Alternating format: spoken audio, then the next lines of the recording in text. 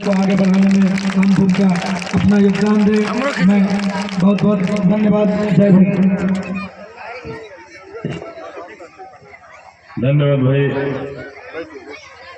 इस मगराव पंचायत में हमारे जितने भी माता बहन बैठी हैं, मेरे भाई मेरे बंधु बैठे हुए, मेरे अभिभावक बैठे हुए,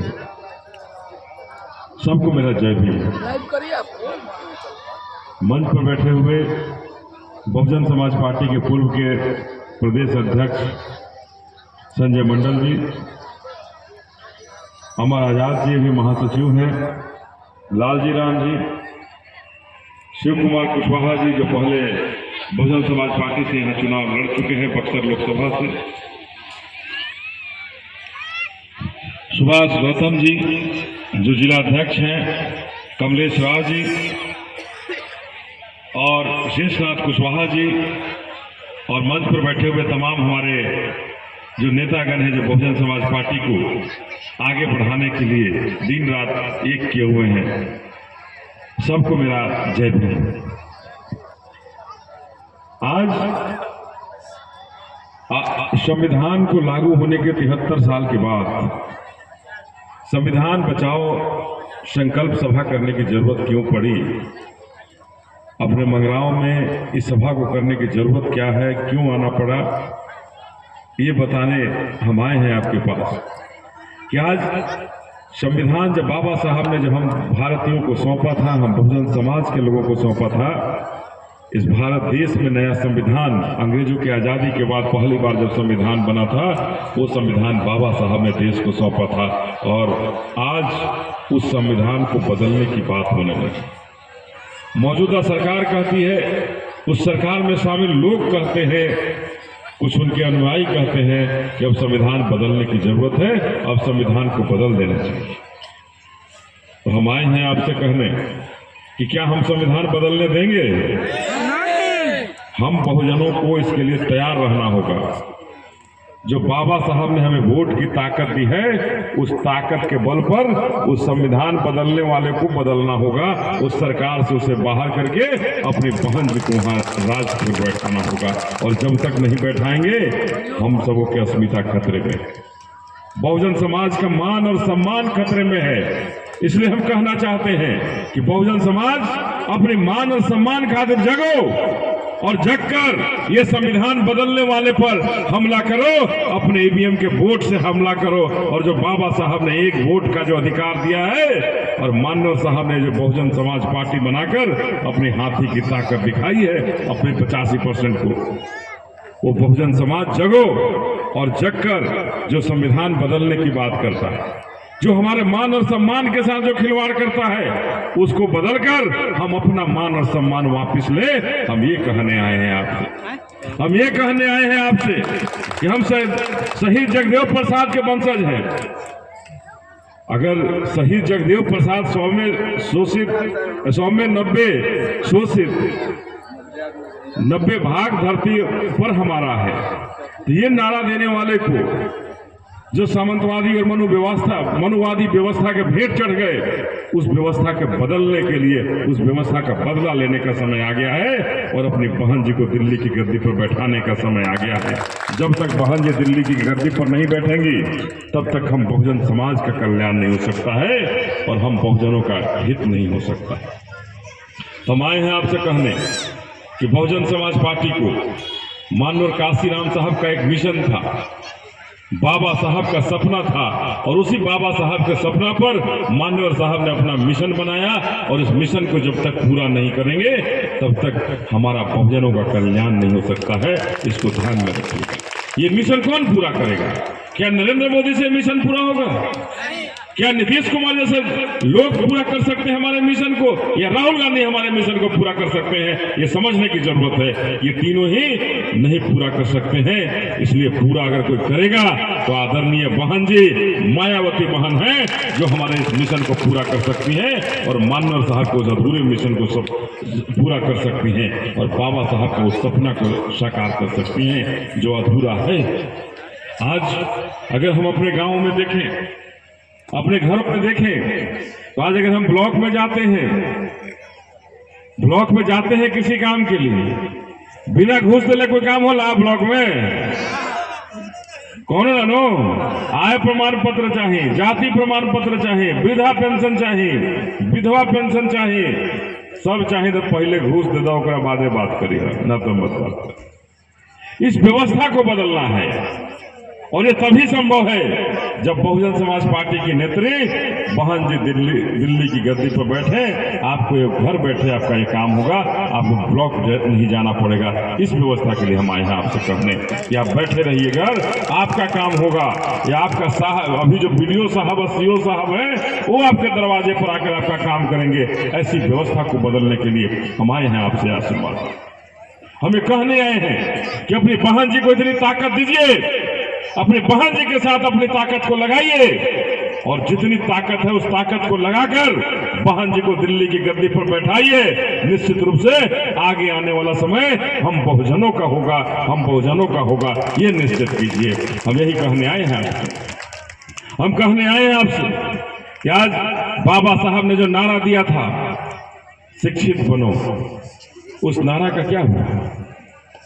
ये जो मोदी और नीतीश की जो गठजोड़ वाली जो सरकारें थी, उन सरकारों ने सरकारी विद्यालयों को नेस्तनाबूद कर दिया। सरकारी विद्यालय की इमारतें तो रह गई हैं, लेकिन शिक्षक वहां खत्म होते जा रहे हैं और शिक्षा का स्तर बिल्कुल खत्म हो रहा है, घटिया हो रहा है और लोग प्राइवेट विद्यालय की तरफ जा रहे हैं। यहाँ का बीडीओ का बात करेंगे, सीओ का बात करेंगे, यहाँ का विधायक का बात कीजिए, यहाँ के सांसद का बात कीजिए। क्या किसी का बेटा और बेटी इस स्कूल में आएगा पढ़ने? आता है लोग पढ़ने? हम बहुजन समाज के बच्चे पढ़ते हैं इस स्कूल में। इसलिए इन सरकारों ने तय करके इनकी व्यवस्था को धराशायी किया है और सरकारी विद्यालयों को धराशायी करने का काम किया है। जहां से बाबा साहब का वस्त्र, बाबा साहब ने जो मंत्र दिया था, वो मंत्र ही खत्म हो जाए कि न शिक्षित होगे, न संगठित होगे, और संगठित नहीं होगे तो संघर्ष कैसे करोगे? तो न शिक्षा होगा, न अगर शिक्षा ही नहीं होगा तो संगठित नहीं होगे, और संगठित नहीं होगे तो संघर्ष कैसे करोगे? और शिक्षित नहीं होगे तो संविधान का अधिकार नहीं जानोगे, संविधान का हक नहीं जानोगे, मांगोगे क्या? इसलिए ये बाबा साहब पर ये लोग फूल तो चढ़ाते हैं, लेकिन हमारे बहुजन समाज को हमेशा दुख देने का काम किए, हमेशा कष्ट देने का काम किए हैं और उन्हें कभी भी न्याय नहीं देने का इन्होंने ठेका ले रखा है। ये सामंतवादी और मनुवादी व्यवस्था जो है, कभी भी हम बहुजनों को न्याय नहीं दिला पाती है। बात इसका है कि हमें न्याय क्यों नहीं मिल पाता है। नीतीश कुमार ने पिछले चुनाव में कहा था कि जब किसी की हत्या हो जाएगी दलित परिवार से तो हम उस परिवार को नौकरी देंगे। कल रहा नो, ओकरा पहले कहन के 3 डिसमिल जमीन दे, 3 डिसमिल जमीन मिलल रहा कोई के? तो वो जमीन भी नहीं मिला, वो जमीन भी नहीं मिला, नौकरी भी नहीं मिली। और अगर हमारे घर में किसी की हत्या हो जाती है तो हमारे लोगों को न्याय भी नहीं मिलता है, जो अपराधी होता है वो भी पकड़ा नहीं जाता है। भ्रष्टाचारियों का बोलबाला इतना है कि सरकार दम भरती है, लेकिन हमारे बच्चों के लिए, हमारे बच्चों के लिए सोचती नहीं है। हमारे बच्चे और बच्चियों को रोजगार कैसे मिलेगा, इसके बारे में कभी सोचती नहीं है।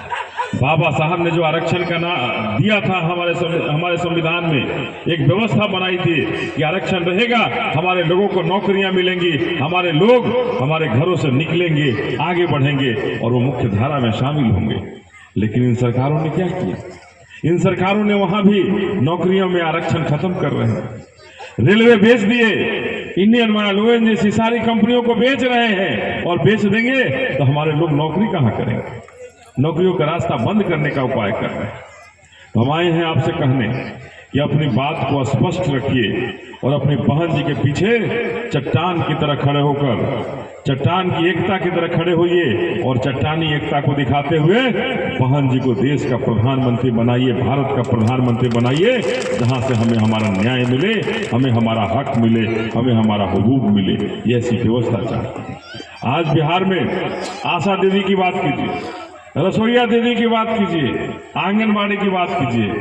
किसी को 500 मिलता है तो किसी को 600 मिलता है, किसी को 1000 मिलता है और किसी को 1600 रुपये पूरे महीना में मिलता है। पूरे महीना काम करना है और वेतन 500, 600, 1600, ये कौन सी व्यवस्था है नीतीश कुमार? न्यूनतम मजदूरी कहाँ है? क्यों नहीं हमारे लोगों को, बहुजन समाज के लोगों को न्यूनतम मजदूरी भी नहीं मिल पाती? हम आए हैं कहने कि बहन जी ने कहा है कि आप मजबूती से अपनी बातों को रखो और कम से कम 10,000 रुपये जो तनख्वाह है, कोई भी काम करेगा उसको 10,000 से कम तनख्वाह बिहार में नहीं होगा। हम ऐसी व्यवस्था को बनाने चाहते हैं। हम आए हैं इसीलिए आपसे कहने कि आप मजबूती के साथ डटे रहिए और अपनी बहन जी को देश की सर्वोच्च कुर्सी पर बैठाइए। और इन नकली जो बाबा साहब के नाम पर जो कहते हैं कि हम बाबा साहब का ये कर रहे हैं, वो कर रहे हैं, ये कभी बाबा साहब का भला नहीं चाहेंगे। बाबा साहब के लोगों का भला कभी नहीं चाहेंगे। अभी यहाँ के सांसद हैं वर्तमान, कह रहे हैं कि राम लला का मूर्ति बनाएंगे, राम का मूर्ति भव्य बनाएंगे, सबसे विशाल आपके बक्सर में हम मूर्ति बनाएंगे। क्या वो बाबा भीम का मूर्ति बना सकते हैं? क्या बनाएंगे बाबा भीम का मूर्ति?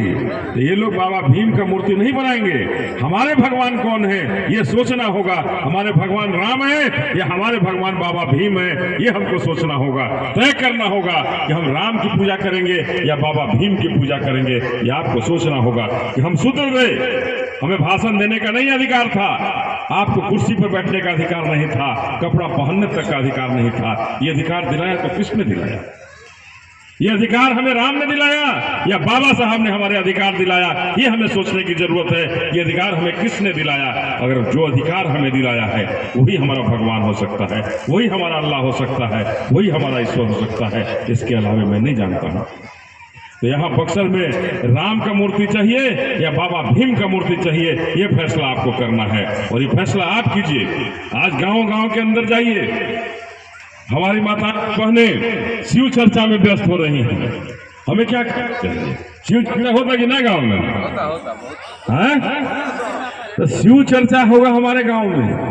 हमारे बहुजन समाज के लोग जगो, हम शिव के भक्त हैं या बाबा भीम के भक्त हैं, ये आपको सोचने की जरूरत है कि अगर हमें घर दिया है, हमें रहने का अगर किसी ने आसन दिया है, हमें चलने का किसी ने अधिकार दिया है, तो हमारे बाबा भीम ने दिया है। और हम भीम चर्चा करें, ये शिव चर्चा बंद करें, भीम चर्चा करके अपने बाबा साहब के गुणों को बताएं, अपने बच्चों को बताएं। नहीं तो हमारे बच्चे नहीं समझ पाएंगे कि भीम कौन था, हम B.R. अम्बेडकर कौन थे, ये नहीं समझ पाएंगे। तो आगे आने वाली नस्लें खराब होंगी हमारी। तो पहले अपने बाबा के बारे में बताएं कि हमारी ये नस्लें थी, यही हमें उठने का, बैठने का अधिकार दिए और चलने का अधिकार दिए, स्वतंत्रता का जीवन दिए।